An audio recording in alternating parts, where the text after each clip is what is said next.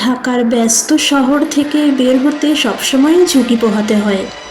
সেই ঝুঁকি ভিড়েই রিয়াদ পুরো দিন পার করেছিল। জরুরি কাজ সেরে যখন কমলাপুর স্টেশনে পৌঁছালো তখন রাত 11:30 বাজে। দিনের কোলাহল, ভিড়ভাট্টা সব যেন উধাও হয়ে গেছে।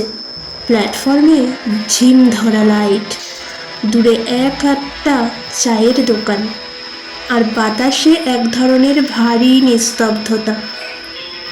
রিয়াদ হঠাৎ বুঝতে পারল আজ আর কোনো ট্রেন নেই। বুকটা কেঁপে উঠল তার, কারণ সে যদি আজ ফিরতে না পারে আগামীকাল সকালেই তার বাবার অস্ত্রোপচার মিস করবে।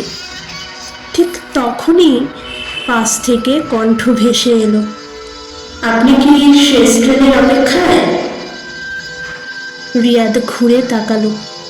এক বৃদ্ধ দাঁড়িয়ে আছেন, ধবধবে সাদা কাপড় পরা, হাতে কাঠের ছড়ি, চোখে অদ্ভুত মমতা।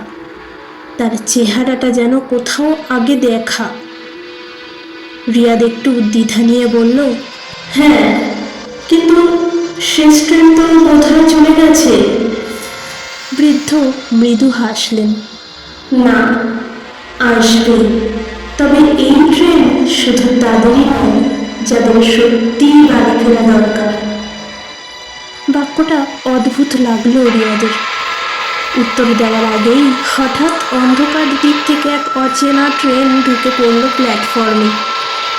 ট্রেনের ভেতরে কোনো আলো নেই, শুধু কর্কশ সিটি বাজছে। রিয়াদ অবাক হয়ে বলল, এই ট্রেন আমি কোনোদিনও দেখিনি। বৃদ্ধ আস্তে করে তার কাঁধে হাত রাখলেন, সব ট্রেন সবার জন্য নয়। রিয়াদ হঠাৎই শিহরিত হলো। এই কণ্ঠস্বর, এই মুখ, এ তো তার প্রয়াত কাকার, যিনি গত 5-7 বছর আগে মারা গিয়েছেন।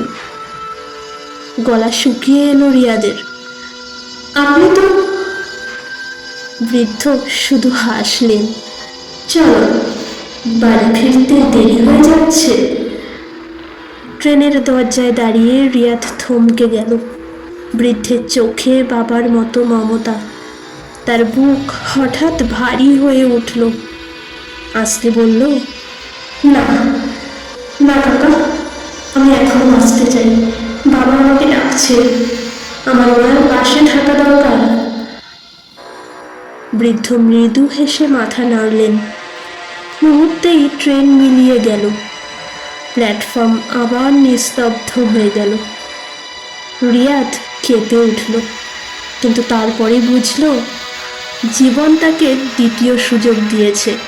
সে দ্রুত ফোন বের করে টিকিটের ব্যবস্থা করল।